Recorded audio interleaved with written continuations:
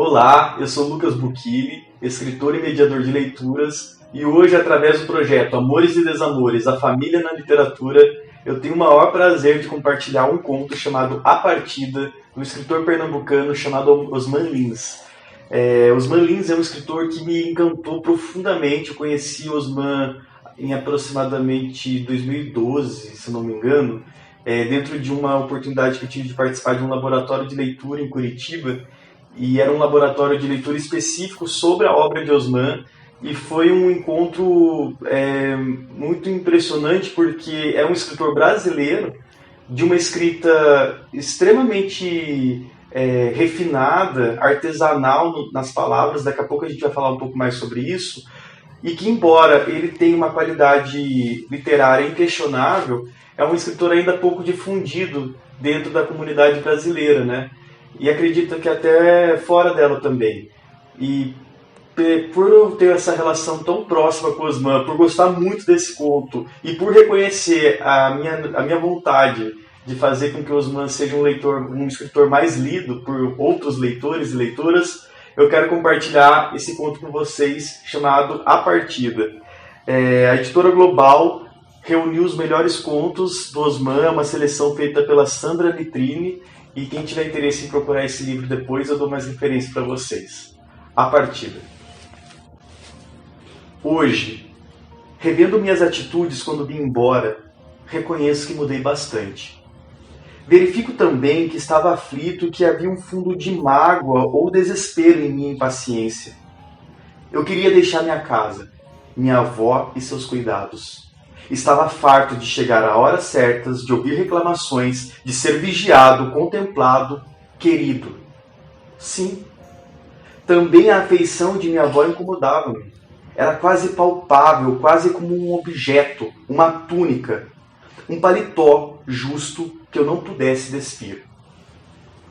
Ela vivia a cobrar-me remédios, a censurar minha falta de modos, a olhar-me, a repetir conselhos que eu já sabia de cor.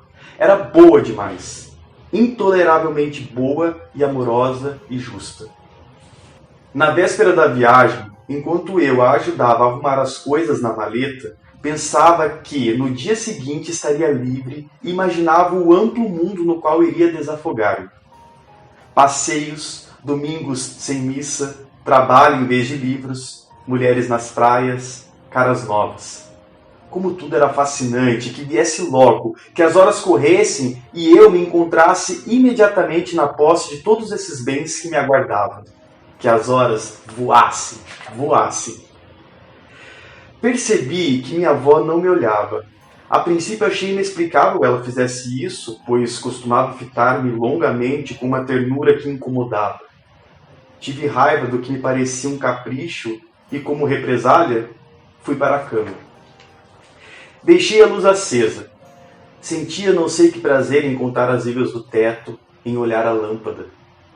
Desejava que nenhuma dessas coisas me afetasse e irritava-me por começar a entender que não conseguiria afastar-me delas sem emoção.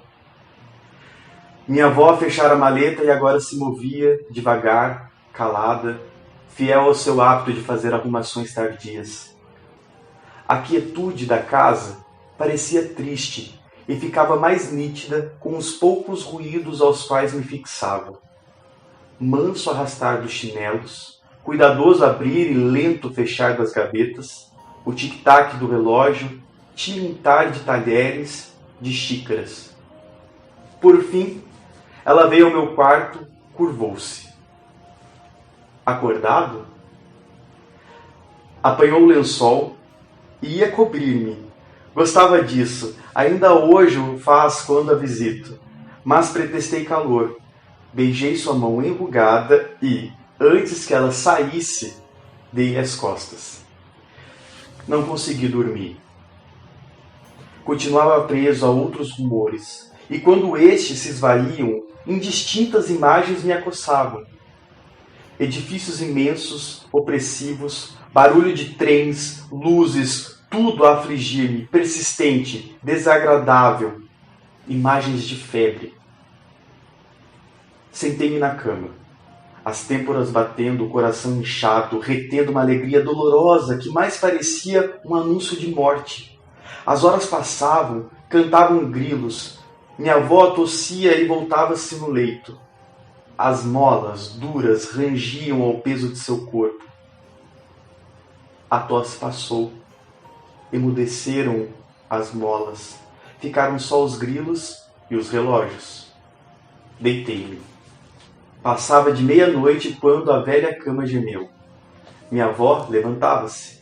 Abriu de leve a porta de seu quarto, sempre de leve entrou no meu, veio chegando e ficou de pé junto a mim. Com que finalidade? Perguntava eu. Cobrir-me ainda? Repetir-me conselhos? Ouvia então soluçar e quase fui sacudido por um acesso de raiva. Ela estava olhando para mim e chorando como se eu fosse um cadáver, pensei. Mas eu não me parecia em nada com um morto, senão não estar deitado. Estava vivo, bem vivo, não ia morrer. Senti-me a ponto de gritar, que me deixasse em paz e fosse chorar longe, na sala, na cozinha, no quintal, mas longe de mim. Eu não estava morto. Afinal, ela beijou minha fronte e se afastou, abafando os soluços. Eu crispei as mãos nas grades de ferro da cama, sobre as quais apoiei a testa ardente, e adormeci. Acordei pela madrugada, a princípio com tranquilidade e logo com obstinação. Quis novamente dormir.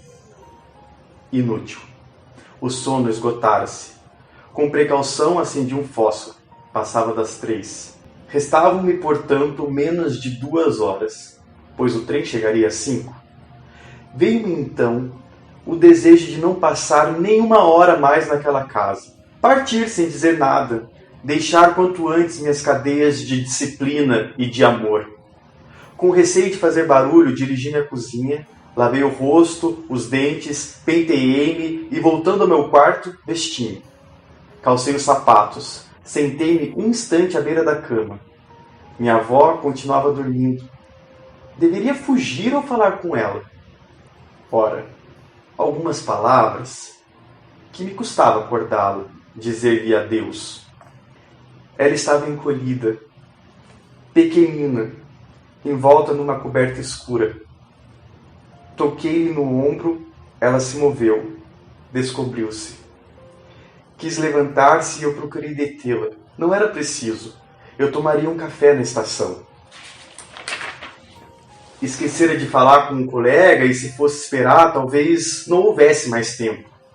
Ainda assim, levantou-se. Ralhava comigo por não tê-la despertado antes. Acusava-se de ter dormido muito. Tentava sorrir. Não sei por que motivo, retardei ainda a partida. Andei pela casa, cabisbaixo, à procura de objetos imaginários, enquanto ela me seguia, abrigada em sua coberta. Eu sabia que desejava beijar-me, prender-se a mim, e a simples ideia desses gestos estremeci. Como seria se na hora do adeus ela chorasse? Enfim, beijei sua mão, bati-lhe de leve na cabeça. Creio mesmo que lhe surpreendia um gesto de aproximação, de certo na esperança de um abraço final. Esquivei-me, apanhei a maleta e, ao fazê-lo, lancei um rápido olhar para a mesa.